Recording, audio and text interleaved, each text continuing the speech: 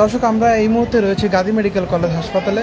আপনারা ইতিমধ্যে ক্যাপশনের মাধ্যমে দেখেছেন যে খুলনাতে একটি স্কুলের বাথরুম থেকে একটি দশম শ্রেণী এক শিক্ষার্থী উদ্ধার হয়েছে এবং তার হাত পা মুখ বাঁধা অবস্থায় তাকে উদ্ধার করে এবং উদ্ধার করার পর তাকে প্রাথমিক চিকিৎসা শেষে গাজী মেডিকেল কলেজে উন্নত চিকিৎসার জন্য নিয়ে আসা হয়। আমরা একটু শোনার চেষ্টা করব কি ঘটেছিল, কি হয়েছিল। তার গায়ে কিন্তু বেশ ক্ষতর চিহ্ন এবং তার উপর বেশ অত্যাচার করা হয়েছে যতটুকু দেখা যাচ্ছে। আমরা একটু ভুক্তভোগীর কাছে শুনবো কি ঘটেছিল, কি হয়েছিল, কি ঘটনা। একটু সাইড দিবেন আপু, একটু কি বলা যাবে আপনার সাথে কি ঘটেছিল এবং আপনি যতটুকু জানেন কিংবা দেখেছেন, যতটুকু মনে আছে একটু আমাদের বলবেন। আগে প্রথম বলেন যে কোন স্কুল আপনার, সেটা বলবেন, হ্যাঁ বিস্তারিত বলবেন, কোনো ভয় নেই, রিল্যাক্সে বলেন।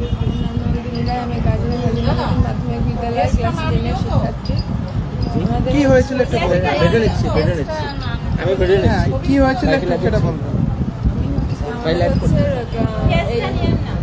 রবিবারে হচ্ছে আমাদের ক্লাস টেস্ট এক্সাম। এখন ওইখানে এক্সামের জন্য আমি হচ্ছে ক্লাস স্কুল ছুটি দেওয়ার পরে আমি স্কুলের বাইরে গেছি।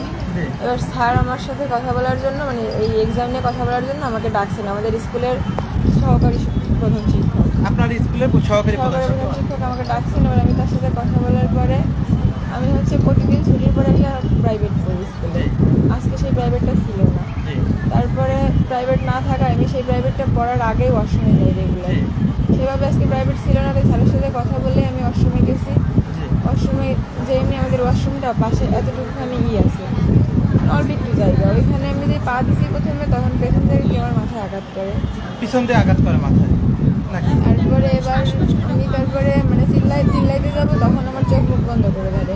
তারপর নাকের কাছে একটা স্প্রে করে। তারপরে আমি মানে বুঝতে পারতেছি যে আমাকে কোথাও নিয়ে যাওয়া হচ্ছে। আমার যে হাতে যে প্লেট দিয়ে কাটাকাটি করা হয়েছে এটা আমি বুঝতে পারছি, কিন্তু আমি মানে তখন তাদের যে মানা করবো বা তাদের হাত ধরে বসবো সেরকম অবস্থা আমার ছিল না, মানে আমার সেন্স ছিল না অতটা। তারপরে অনেকক্ষণ মানে এরকম থাকার পরে ওরকম তারা ওই পাশে যায়, তারা হয়তো নেশা করতেছিল হয়তো বা। আমি এই পাশে এসে দরজা ধাক্কায় অনেকবার চিল্লাপাল্লা করার পরে আমাদের হচ্ছে পুরোনো স্কুলটা ভেঙে নতুন স্কুল তৈরি করা হচ্ছে। এখন সেইখানে হচ্ছে আঙ্কেলটা, মানে কিছু আঙ্কেল কাজ করে সারাদিন। এবার তারা হচ্ছে এসে তারপরে ওই অবশ্যই আমার বাড়িতে তালা দেওয়া ছিল। তারপরে তালা খুলে তারপর আমার ওই সামনের একটা হসপিটাল আছে, ওইখানে ভর্তি করে। আচ্ছা, এখানে কারা কারা ছিল? আপনি কি তাদের কাউকে দেখতে পারছেন? না, আমি তাদের দেখতে পারিনি। কাউকে দেখতে পারেন এমনি এমনি যখন তারা যখন কথা বলছিল কারোর ভয়েস চিনছেন কিনা কিংবা এই ধরনের আমি হয়তো দ্বিতীয়বার তাদের ভয়েস শুনলে অবশ্যই তাদের চিনতে পারবো। আচ্ছা, আপনার কোন স্কুল আবার একটু বলবেন কাইন্ডলি? কাজীহাট হাজিনের মধ্যে মাধ্যমিক বিদ্যালয়। এটা কোথায় অবস্থিত? এটা হচ্ছে খুলনার প্রায় শেষ, আর মানে খুলনার কালিয়ার মাঝামাঝি বলতে চলে। কাজীহাট বাজারের উপরই অবস্থিত। গাজীরহাট বাজারে। আপনি কোন ক্লাসে পড়েন? আমি ক্লাস 3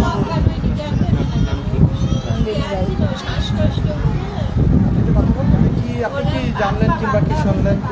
দর্শক, আমরা একটু রুগীর স্বজনের সাথে কথা বলবো।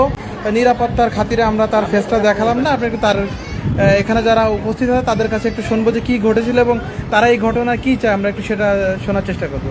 একটু বলবেন, আপনার পরিচয় দেবেন, আপনি কী হন রুগীর?